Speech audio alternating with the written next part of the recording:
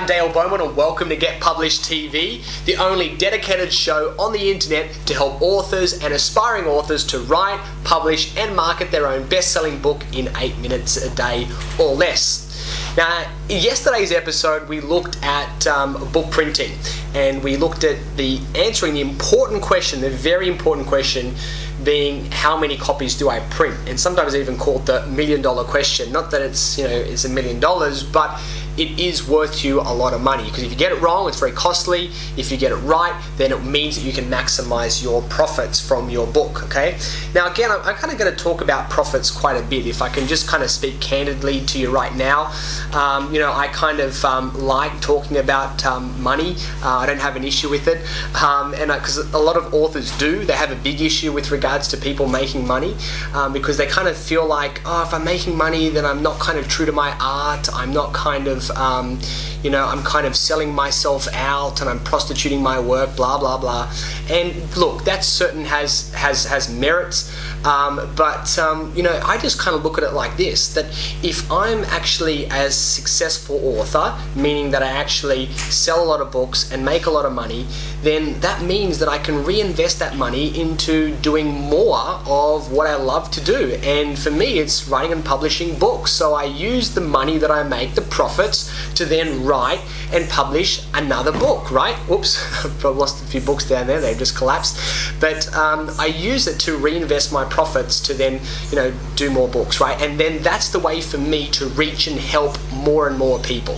So if you've got a block with regards to making money with books, a friend of mine called Matt Church, he's probably somewhere, I don't know if I've got his book here, I think it's over there in my office, but he says, if you've got an issue, build a bridge and get over it. So I know that sounds very blunt and very harsh, but I want to kind of clear that up right now, because I'm going to be talking about books in like a physical sense and an art sense as well at certain times, but also, let's not forget, like, while we're doing this, we also want to make money as well, right? Something's been written up on the board there. I've only just seen it. This is going to be, okay, under 8 minutes. Good. Okay, so if you've been following on, a lot of our videos have been more than 8 minutes, but we're trying to kind of do our best to keep it under 8 minutes, all right? We know time's important. We've got a lot of information to share, so I'm going to keep punching through it. I'm already behind now because I went a bit off topic, but again, I want to kind of share that with you because it's kind of my truth, right? So let me just get into the topic for today. Ways to write a book. Okay, ways to write a book. There are two different ways in which to write a book. All right, we're probably not going to have time to cover both of them right now, but I'll let you know what they are, and I'll come back and talk about it on a future episode. The first way is to actually write the entire book yourself.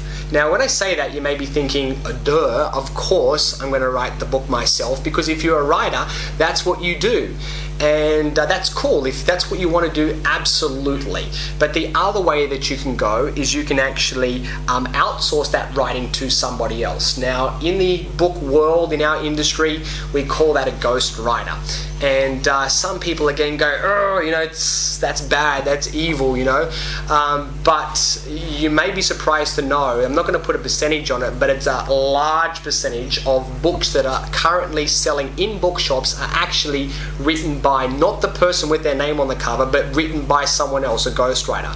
So whether you like it or not, it's part of our industry, and you've got to kind of, again, get your head around that, because even though someone else is writing the book, it's still essentially your knowledge and your ideas anyway. It's just somebody else that has more skills in that area is actually doing the writing process, all right? So they're the two different ways that you can go. Either write it yourself, or you can actually go through a ghostwriter. How are we going for time, Dean? If I could just get a quick check. Okay, we've got about maybe 3 or 4 minutes to go, so I'll continue on. So if you actually are going to publish the book yourself, write the book yourself, we'll talk about publishing later on, because you can either do it yourself as a self-published author, or you can go through a major publisher, but essentially you still have to create the work. You still got to write the book, right? Okay, so the first thing what I would recommend let me talk about that. What I'd recommend that you do is there's again, of course, talking about two different ways to go, but if you write it yourself, there's again two different ways in which you can write your book. One of the ways is to set aside a certain amount of time per day, and that's your time to write your book. Now, if you're a busy person, maybe you're going to say the mornings. If you're maybe a morning person as well, maybe from 7 a.m. till 9 a.m., that's when I write. Then I go to work or my business or whatever, but for the first 2 hours of the day, I write and I write and I write, and that's what I do. Or it could be the end of the day from 7 p.m. to 9 p.m. or 10 p.m. or whatever you want. Or if you're not working, then pick any time during the middle of the day. But basically, you make a set time every day, you do your best to stick to it where possible, and you just make the time to write your book. That's one way to go. The other way to go is that you're actually going to take out of your diary a chunk of time. Now, for some people, it could be a week. For other people, it could be a whole month, depending on the type of book that you actually want to write. And depending on obviously how many books you've written before and how competent you are as a writer.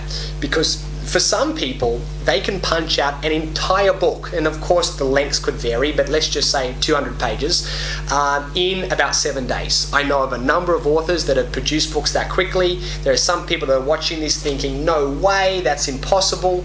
How could they possibly do it in a week? Well, it is possible. In fact, some people have even, I know, that have done it in 3 days, all right? That may freak some people out right now thinking, no way, but if you've got those ideas there and you're a fast typer and you just like work solidly, you can punch a book out very, very quickly. However, if you're more of a fiction writer and you're kind of into the art thing, and you want to kind of write something which is like a really good quality, then it may take you a year, it may take you 2 years to do. But either we're going to finish this video very, very shortly, because again, it's got to be under 8 minutes. Either you're going to set aside a time of day where you're going to write consistently until the job's done, or you maybe will go away for a period of time, either a week, 2 weeks, a month, whatever you like, whatever it's going to take, and you get your book written, okay? I've run out of time. There was a lot more things that I wanted to cover when it comes to this whole artistic process in a way of writing. There's heaps more information, but you've got to come back and watch tomorrow's episode, because my time is up. This is Dale Beaumont from Get Published TV. See you next time.